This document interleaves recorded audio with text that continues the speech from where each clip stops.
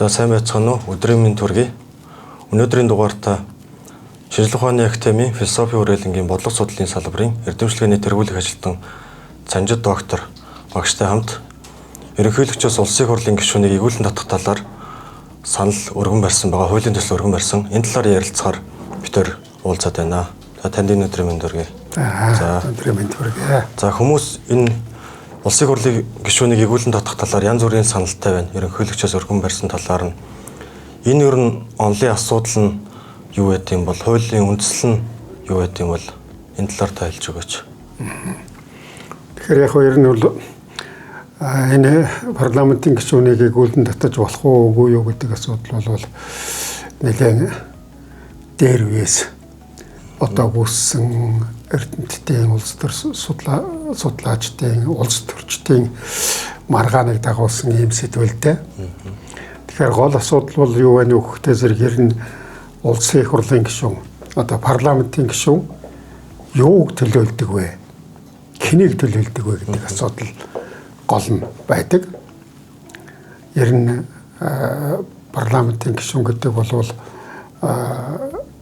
сонгогчдоос эрхээ аваад тэгээ өөрийнхөө одоо бодол үзэл баримтлал мэдлэгийг ашиглаад өөрийнхөө бодож байгаагаар одоо хууль тогтоогод явах ёстой юу?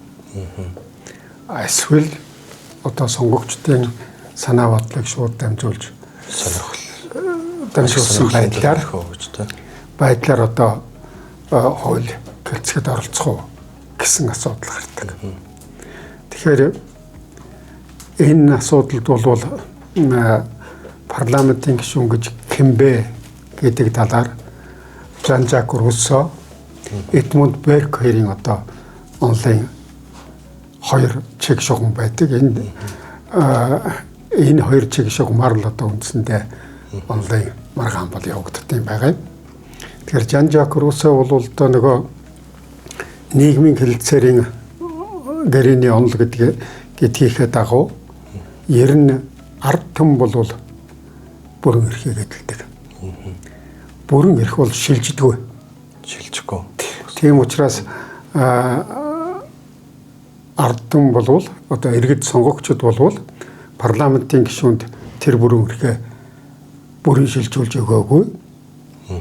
Тийм учраас тэдний үйл ажиллагааг хянаж шаардлагатай бол эргүүлэн татах ёстой гэсэн ийм байр суурийг бол баримталдаг. Энийг бол одоо нөгөө императив мандат гэд нэрлэдэг шүү дээ. За Эдмунд Берк бол би зөв санаж байгаа бол одоо Бристолийн сонгогчдын өмнө хэлсэн үг гэдэгтээ ер нь парламентын гишүүн гэдэг бол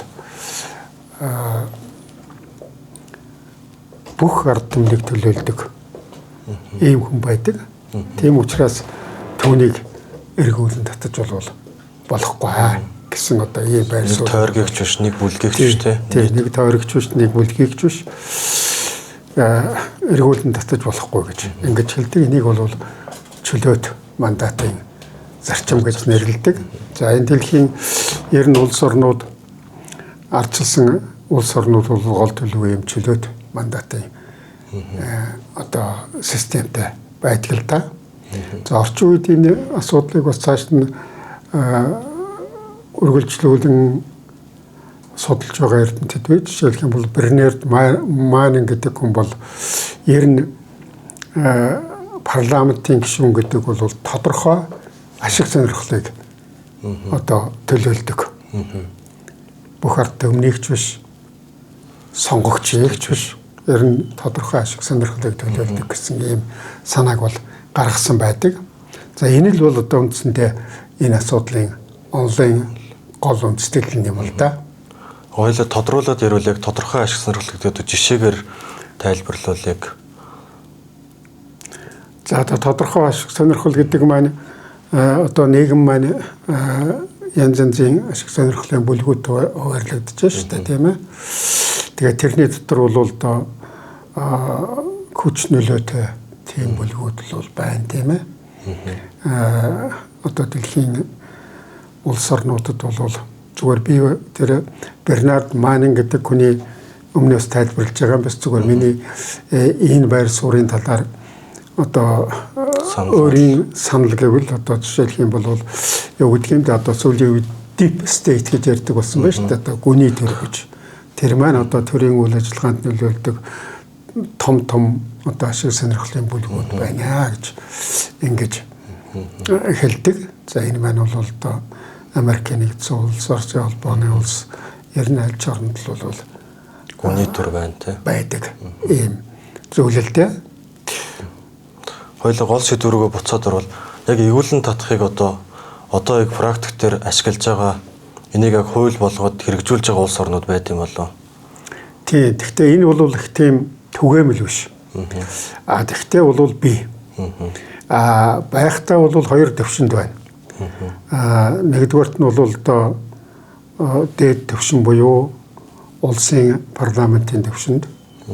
Хоёрдугаарт нь бол мужи улс орон нутгийн төвшөнд одоо байдаг. Орон нутгийн төвшөнд гэх юм бол одоо Америкийн нэгдсэн улсын 19 мужид одоо ийм боломж байдаг. Одоо мужийн парламентын гишүүнийг эгүүлэн татах, амбан захирагчийг эгүүлэн татах, хотын даргаыг эгүүлэн татах ч гэдэг юм уу. Ийм одоо практик байна. За Швейцарын одоо кантон гэж ярьдаг мужуудад бол одоо бас ийм практик байна. За Канадын бас нэг мужид бол одоо ийм практик байна. Тийм. Гэхдээ энэ бол гол төлөв одоо нөгөө засаг захиргааны шатлалын одоо хоёр дахь шат учраас одоо дээрээс хоёр дахь шат учраас энд бол төлөөллийн ардчлалын шууд ардчлалын зарчмыг бол нэдэд их баримталсан байдаг. Тийм учраас бол гол төлөв сонгогчдод өөрснөө санал гаргаж гарын өсөв цуглуулж одоо эгүүлэн татах ийм боломжтой болвол байдгийн байна. За улсын хэмжээнд бол одоо цөөхөн улс байт юм шиг байгаамаа. Энд бол одоо Тайванд гэхэд бол парламентын гишүүнийг эгүүлэн татдаг тийм журам байна. За Боливи, Эквадор, Венесуэл гэдэг одоо юуны Латин Америкийн улс орнуудад ийм байна. За Венесуэл гэхэд бол жишээ нь энийгээ бол шууд үндсэн хуульд заагдсан байдаг гэсэн. За Латин улсад бол парламентын гишүүнийг нэг одоо хувь гишүүнийг биш парламентыг сонгогчдод гарын өсөг зуглуулж санал хурааж эргүүлэн татах ийм тараах одоо ийм журам байдгийн байна. За хамгийн сонирхолтой жишээ бол одоо Их Британи. Их Британи 2015 онд Recall Act гэж одоо ийм хууль гаргасан. Тэгээ энэ хуулийн дагуу бол одоо парламентын гишүүнийг эгүүлэн татах ийм одоо журмыг тогтоож хэрэгэлсэн байна. Тэгвэл Монгол улсын хувьд бол жишээ нь орон нутгийн түвшинд бол жишээ нь яригдахгүй байх шүү дээ. Тэгэхээр зөвхөн улсын хурлын түвшинд гэж ойлгож байна. Тэгвэл жишээ нь орон нутгийн түвшинд гэвэл Монголын хувьд бол аймаг сум иргэдийн төлөөлөгчтэй урал гэж яригдж болно тийм ээ. Тэгнь. Тий. Гэхдээ яг хуу энэ асуудлыг одоо амьдрал практикт нэвтрүүлэхийн тулд бол зарчмын их нарийн ойлгох хэрэгтэй юм шиг байгаа юм. Одоо энэ дөр бол жишээ нь ямар тохиолдолд эргүүлэн татах вэ? Одоо эргүүлэн татах вэ?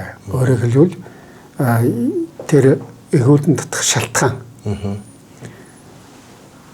Хоёрдугаар тэр эргүүлэн татах шалтгаан байна гэсэн тэр дүгнэлтийг хэн хийх вэ? Гуравдугаарт нь эргүүлэн татах тухай эцсийн шийдвэрийг хэн гаргах вэ гэсэн одоо ийм нарийн процесстэй. Гурван гол зүйл байна. Тэгэхээр энэ маань энэ гурав ч юутай холбоотой юм бэ гэхээр голдуу одоо тэр ард түмэнд одоо тэр эрх барих эрхийн их усүр байдаг. Өөрөөр хэлбэл ард түмэн бол тэрний их болгоны юмаа гэсэн энэ үндсэн зарчим бол их чухал. Хоёрдугаарт нь бол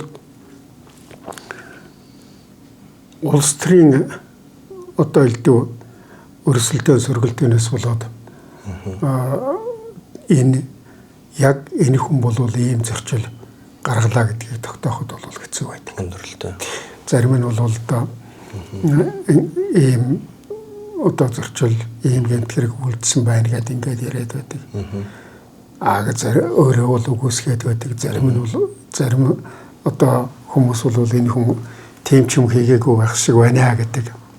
Тийм учраас энийг одоо эрх үхий байгууллага шалгаж тогтоосон байх хэрэгтэй. За энэ бол эрсдэлтэй тал бас сөрөг тал нь байж магадгүй гэж үзээд байна үү те таны хувьд? Тий яг уу миний хөдөлгч байх уу ер нь одоо дэлхийн практик тийм байна л да. Ягаад өгөхдөө зэрэг хүнийг юугаар хэлсээр өгцруулж болно шүү дээ тийм ээ. Тийм.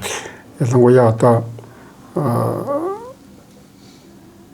юу гэдгийг орон нутагт тийм эрх өчтсөн байхад бол нэг тодорхой хүнийг бол одоо удлаа нэрээ шилтгаан гэлээд компани өрнүүлээд тэгээд удалдаа эргүүлэн татах асуудал яригдчих болно. Тийм учраас тэр одоо зөрчил гэдэг юм уу гэмт хэргийг яг үлдсэн байна гэдгийг одоо эцсийн байдлаар тогтоох. Эцсийн байдлаар төрийн байгууллага эрх үхий байгууллага бол тогтоох ёстой. Тэгвэл яг одоо эгүүлэн татах шалтгаан дээр бол за тодорхой хэмжээний гэмт хэрэг үйлдсэн тогтоогдвол одоогийн хууль ч гэсэн тийм байгаа тий. Тэгвэл нөгөөтэйгөр бас яг иргэдийн одоо ёс зүйн хувьд иргэдийн одоо өмнө хэлсэн шүү дээ ашиг сонирхлыг төлөөлж чадахгүй байгаа тохиолдолд эсвэл ёс суртахууны хувьд ёс зүйн хувьд доголдолтой байгаа тохиолдолд ард түмний зүгээс санал гаргаад гар үсэг цуглуулаад ч юм уу тэгж эгүүлэн татах тохиолдол гаруул явах бол тийм магадлал байгаа лөө. Тэр яг л ер нь бол юу шүү дээ. Дээд төвшөнд парламентын төвшөнд бол төлөөллийн ардчил гэдгийг бол гол нь баримтах ёстой. Тийм учраас бол одоо тэр чөлөөт мандатын зарчмыг бол одоо ямар ч байсан харгалзаж үзэх ёстой. Тиймээс ер нь тэр парламентын гишүүнийг шууд сонгогчдод гараа өсөв цуглуулад эргүүлэн татах тийм тохиолдол бол ер нь ховор тайванд байдаг гэж би одоо сонссон. За орон нутгийн тохиолдолд бол харин их хэрэгэлдэг л дээ. Нийт сонгогчдын 60% ч юм уу те 50-аас дээш үү. Гойгоо тэр тийм биш. Ягаад өгөхтэй зэрэг энэ дээр хоёулаа дэлхийн одоо жишээ сонирхолтой жишээнүүдийг ярьж болох юм. Жишээлх юм бол одоо би түрүүний ярьсан Их Британийн одоо тэр эгүүлэн татах хууль 15 онд гарсан хууль байна. Тэгээд тэр үеийн ерөнхий сайд байсан Дэвид Кэмерон гэдэг хүн ерөн сонгуульд орохдоо бол бус намтай байгуулсан эвслийн гэрээндээ ийм хууль гаргана гэд тохирсон байсан байна. Тэгээд тэр хуулийг бол 15 онд гаргасан. Тэрнээс хойш бол 6 гэдэг үл удаа ер нь ийм асуудал бол яригдаж 2 тохиолдолд бол эргүүлэн татагдаагүй. Нөгөө хүний зөв болж таарсан. 4 тохиолдолд бол 4 хүнийг эргүүлэн татсан байгаа. За зүгээр зарим тохиолдолд бол тухайн хувь гишүүн эргүүлэн татах тэр одоо процесс эхлэхээс өмнө өөрөө огцордог юм байт юм байна л да. Тэгэхээр Англи тэр Их Британийн парламент бол онцлогтой юм байна. Тэгэхээр өөрөө парламент өөрөө одоо тодорхой хугацаагаар тэр парламентын гишүүнийг шийтгэж парламентын үйл ажиллагаанд оруулдаг. Өөрөөр хэлбэл бойкотлж байгаа нэг сарын хугацаанд одоо хасах маягтай юм уу та тийм ээ. Тэгээд тэр нь бол одоо сар 3 сар янз янзын хугацаатай байдаг болтой юм байна. За түүнээс гадна бол одоо шүүх тухайн хүнийг бол гэмт хэрэг үлдэжээ гэдэг бас тогтоон шүү дээ тийм ээ. За парламент өөрөө тэр хүний эрхийг дүгдүүлэх тохиолдолд бол өөрөө тэр зөрчлийг бол тогтоосон байх юм байна. Тэгэхээр 10-аас дээш хоног парламентаас одоо эрхийг асуулсан тийм хүний талаар бол тойрогт санал хураалт явуулдаг. Энэ хүнийг эргүүлэн татах уу яах вэ гэж. Тэгээд тойргийн сонгогчдын 10% нь эргүүлэн татъя гэх юм бол эргүүлэн татдаг. Ийм байна. Тэгээд түрүүчийн миний хэлсэн одоо 2 хүн нь бол эргүүлэн татагдаагүй гэсэн шүү дээ. Тэрний нэг нь бол одоо 9.4% нь эргүүлэн татъя гэсэн санал гаргасан учраас бол үлдсэн байна шүү дээ. Парламентын гишүүн хэвээрээ үлдсэн байгаа юм. За тэднийх бас тэр гэмт хэрэг одоо шүүхээр шийтгэгдэж ял авахтаар бол бас сонин ийм тохиолдол байна. Яг хөөхтэй зэрэг ер нь 12 сараас дээш одоо ял авсан бол шууд эргүүлэн татах тухай санал асуулга явагддаг юм байна л да. За тэгээд юу хөөхтэй зэрэг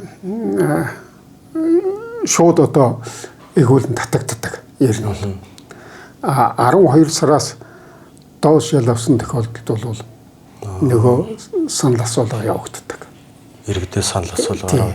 Тэгээд нөгөө 10% хүрээгүй бол парламентын гишүүнээр үлдэнэ. Парламентын гишүүнээр үлдчихдэг. Тэгвэл бас процесс нь давхар 2-3 шатлалтай болох нь. Тийм сонирхолтой юм байна. За дараагийн асуудал бол юу вэ нөхөр чи өвтөр түрүүн ярьсан юуг зөрчил гэж үзэх вэ гэж тийм ээ. За гэмт хэрэг хийсэн бол тэрийг шүүхээр тогтоочих нь тэр бол тодорхой. За тэр ноцтой зөрчил гэдээ байгаа юмд нь бол жишээ нь одоо шүүхэд худлаа мэдүүлэх. За санхүүгийн тайлан буруу гаргаж өгөх. Алдаатай гаргах. Тий. Алдаатай явах одоо санаатайгаар энэ хүн буруу гаргасан байна гэсэн асуудал гарна шүү. Одоо жишээ нь одоо хөрөнгө оруулалгаа хөрөнгө оруулалгаа мэдүүлэгч байт юм уу? Эсвэл одоо тэр жилийн санхүүгийн тайлан гэж байдаг болтой юм шиг байна шүү дээ. Тий. За албаны унаа юм уу одоо албаны юмыг хувийн зорилгоор одоо ашигласан байдаг ч юм уу. Иймэрхүү зүйл байдаг бол та юм бэлээ.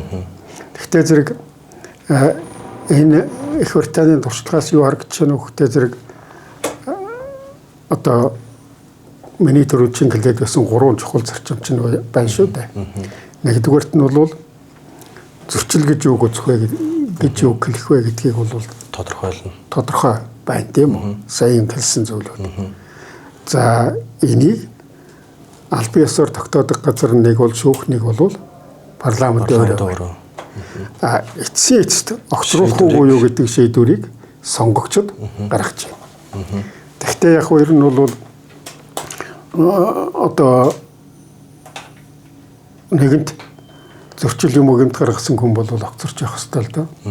Тийм учраас тэр огцруулах саналын хувийг бол их доогуур тавьж өгд юм байна. Багаар 10%. Тийм. Ер нь бол одоо тэр улсын хэмжээнд ч гэсэн тэр дэлхийн улсуудын тавьж байгаа босго бол нэг 10-аас 40% байт юм байна. Тийм. Тэгэхээр энд бол зүгээр манайхны улсуудын зарим хүмүүний яриад байх нь бол дээр нь 50-аас дээш байх хэрэгтэй энэ. Тэгээд тийм өндөр босго тогтоочих юм бол ер нь тухайн хүний ер нь парламентын гишүүнийг ноцтой үйлдэл гаргасан байлаа ч гэсэн хамгаалаад үлдэх тэр боломж нь бол нээж ийн л да. Тэгэхээр энэ дээр яг нэг талаараа яг иргэдийг төлөөлж парламент сууж байгаа учраас тэнд очиж байгаа. Тэгэхээр хоёр асуудал гарч иж байна л да. Яг тэр хүнийг өөрчлснөөр иргэдийн одоо амьдралд, сонгогчдын амьдралд яг ямар нөлөө үзүүлэх вэ гэдэг нь. Хоёрт болохоор сонгогчдоос төлөөлөөгүй яг одоо маш сонгуулийн холимог тогтолцоотой болж байгаа шүү дээ. Тэгэхээр одоо яг пропорционал системээр гарч ирсэн улсын хурлын гишүүдэд бас ялгаагүй үйлчлэх үү? Тэг яг үгүй нэг хүнийг их үлдэн татснаар одоохондоо сонгогчдын амьдрал ахуйд нэг өөрчлөлт гараад байхгүй л те. Хамгийн гол асуудал бол тэр ёс зүй төрийн хүний ёс зүйн асуудал, хуулийн захирагддаг байх асуудал тийм ээ. Энэний тухай яриа. Нөгөө талаар бол парламентын чадамжийн тухай асуудал гарч ирж байгаа байхгүй юу? Их Британи бол одоо тойргоос гардаг шүү дээ. Тийм намын жагсаалтаар биш. Зүгээр энийг бол тодорхой улс орон өөрийнхөө нөхцөл байдал тохируулаад шийдэл болж болох л байх л да. Жишээлх юм бол тухайн намын одоо олон болсон тойргуудын одоо сонгогчдын 10% гэх юм уу? Тийм ээ. Эсвэл тухайн намын олон болсон тойргуудынх нь 10% санал асуулга явуулна ч гэдэг юм уу? Эсвэл олон болсон бүх тойргийнх нь сонгогчдын 10% гэх юм уу? Ийм байдлаар бол хуульчилт зохицуулж болох байх гэж бодож байна. Энэ бас иргэдийн яриан донд бас та хэллээ Өмнөд Америк зарим улсууд бас улсын хурал парламент бас эргүүлэн татдаг те парламент татан буулгадаг систем байна гэж ярьж байгаа. Бол Монгол улсын хувьд бол одоо аюулгүй байдлын үзэл баримтал дээр парламентын зохицол бол Монгол улсын үндэсний аюулгүй байдлын баталгааг хэлж бичсэн байгаа те. Тэгэхээр засгийн газар бол татан буугдах тохиолдлууд бол гардаг шүү дээ. Тэгвэл энэ цаашаа даймжраад улсын хурлыг зарим тохиолдолд татан болгож болох юм биш үү гэсэн тийм яриа гарах магадaltaй болов эрсдэлтэй болов. Ер нь тийм боломж байх тохиолдол гарах болов гэж асуув. За яг хэвтэ тэр юу шүү дээ. Энэ бол парламентын одоо баталгаа нэг асуудал. Тэгэхээр манай парламент бол тэрхүү үндсэн хуулиараа маш өндөр баталгаатай ийм парламент шүү дээ. Нэр нь бол бус орнд ерөнхий сайданд одоо парламентаа дараад хэрэгтэй байдаг бол манай тийм юм байхгүй. Ерөнхийлөгчд байхгүй. Зүгээр парламент өөрөө тарах шийдвэр гаргуулдаг. Гарчулдаг. Тийм учраас энэ гишүүнийг эгүүлэн татах асуудал бол тэр парламентын баталгаа энтерт бол хамаагүй. Халдахгүй парламентын тэр дархлаатай байх бий болсон байх гэдэг. Зүгээр гишүүнийг эгүүлэн татах асуудал маань хизээ юунд нөлөөлж болох вэ гэхдээ зэрэгээр нь парламентд байгаа хүчнүүдийн харьцаа, улс төрийн хүчнүүдийн харьцаа ойролцоо байх үед одоо гишүүнийг эгүүлэн татснаас болж хүчний харьцаанд өөрчлөлт гарах ийм байдал бол гарч болно. Энэ нь бол улс төрийн тодорхой хэмжээний тогтворгүй байдалд хүргэж болно. Гэхдээ энэ бол одоо амьдралд гарч болох нэг л тохиолдол юм шүү дээ тийм ээ. Хоёрдугаарт санал асуулга гарын үсэг цуглуулах тухай асуудал яриад байна. Энэ бол одоо бас юу шүү дээ. Бид хоёрын нөгөө дээр ярьсан хоёр зарчмыг зөрчөөд байгаа хэрэг л дээ. Ягаад гэвэл яг буруутай гэдгийг хэн тогтоосон юм бэ гэдэг асуудлыг ярьлаа шүү дээ. Эрх үхий одоо төрийн байгууллага буруутай гэдгийг тогтоох хэрэгтэй. Шүүх ч юм уу, парламент өөрөө ч юм уу. Тэгэхээр олон хүмүүс бол энийг тогтоож чадахгүй шүү дээ. Тийм учраас тэр парламентын гишүүнийг эргүүлэн татах тэр процесс бол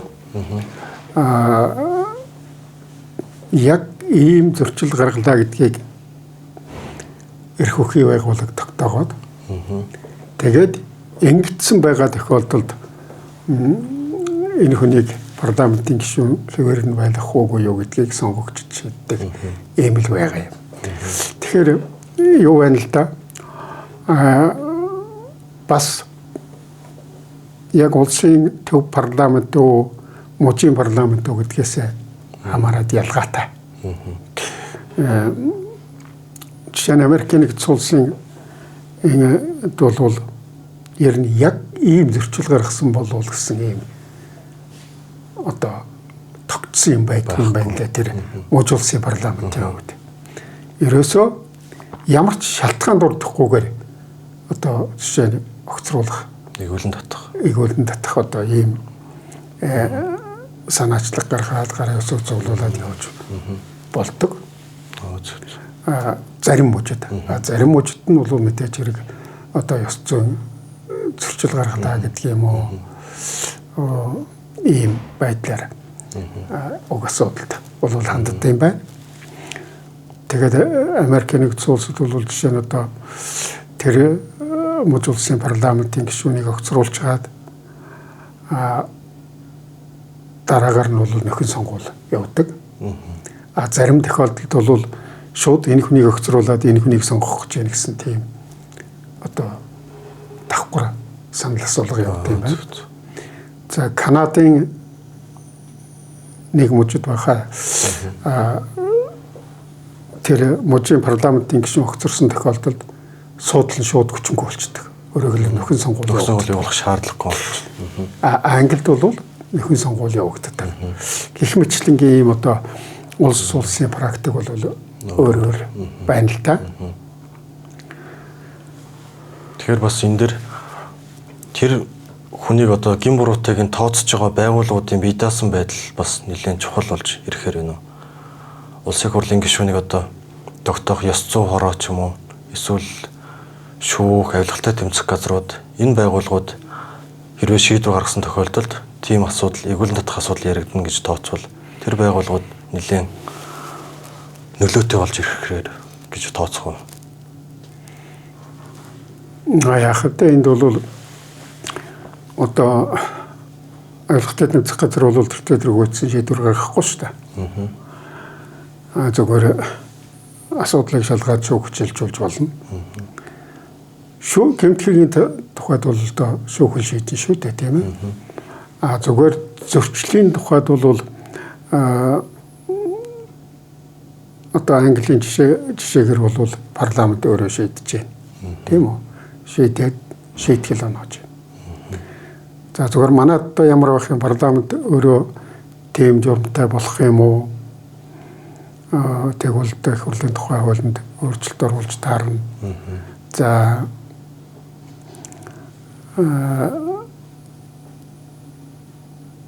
эсвэл одоо үндсэн хуулийн цэц тийм шийдвэр гаргадаг байж болох юм. Гэх мэтлэнгээр энийг бол одоо судалж шийтгэл асуудал та хуулийг боловсруулах гаргах явцдаа одоо хэлэлцэж нарийн тодорхой шийдэл болох ёстой. Тэгээд энэ улс төрийн амьдрал бол их нарийн төвөгтэй байдаг. Тийм учраас яг орон нутгаас одоо санал асуулга явуулж огцруулах асуудал тэндээс эхлэх асуудал бол ер нь тийм сайн одоо туршлага биш. Жишээлх юм бол одоо юу гэдгийг тухайн орон нутгаас тодорхой нэг намын нэр дэвшигч сонгогдсон байна гэж бодъё. Тэгвэл орон нутгийн нэгжид эрх барьж байгаа улс төрийн хүчин сөрөг хүчин бай гэж бодъё тийм ээ. Ийм тохиолдолд ухаандаа орон нутгаас санаачлаг гарах юм бол одоо орон нутаг дарамт гэж ярьж байгаа юм да одоо тэр сонгогдсон парламентын гишүүнийг огцруулах сонирхолтой байж болно. Тэгвэл одоо ухаантай тэдэнд уул эгүүлэн татах процессыг эхлүүлэх эрх өгчих юм бол энэ маань улс төрийн тэмцэл болж явах. Жишээ тийм л да. Нэггээр аах цулгаад улс төрийн ашиглаад явчих магадгүй гэж байна. Одоо яг үзэж байгаа хүмүүстэй ойлгомжтойгоор нэг өгүүлбэрээр за ийм юм олон зарчмуудаа эхлээд тогтох юм байна те. Хэн шийдвэр гаргах гэдгээ тогтох юм байна.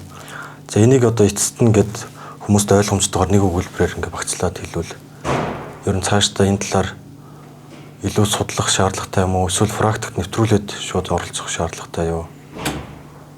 Тэг яг ер нь дээр одоо ярьлаа. 3 гол зарчмал байна шүү дээ. Нэгдүгээрт нь тэр хүнийг эгүүлэн татах шалтгаан гэж юу вэ? Өөрөөр хэлбэл гэмтэрэг тэгээд тэр одоо ноцтой зөрчил тийм үү? Тэгэхээр ноцтой зөрчилт гэдэгт нь юу арах вэ? Юу арах юм бэ? Шалгууруудаа тогтох хэрэгтэй. Хоёрдугаарт нь тэрийг хэн тогтоох юм? Гуравдугаарт нь тэр хүнийг эгүүлэн татах эцсийн шийдвэрийг хэн гаргах юм? Гэдэг ийм 3 зүйл. Тэгтээ зэрэг за тэр гэмт хэрэг бол ойлгомжтой. Ноцтой зөрчил гэдэгт Монгол улс энэ хувьд одоо юу үзэх вэ гэдгийг бол тодорхойлох хэрэгтэй юм уу гэж бодож байгаа. Хоёрдугаарт нь тэр ноцтой зөрчил гаргалаа гэдгийг төрийн эрх үхээ байгуулга. Өөрөөр хэлбэл тэрийг шалгаж нотолж чадах чадвартай тийм байгуулга бол тогтоох хэрэгтэй. Гуравдугаарт нь за энэ хүн ийм одоо зөрчил гэмтхэр гаргасан байна. Энийг парламентын гишүүнээс нэгүүлэн татах уу гэдэг асуудлыг сонгогчдод тавьж тэдний саналаар шийдэх ёстой гэсэн ийм л одоо 3 гол зарчим байна гэж ингэж харж байгаа.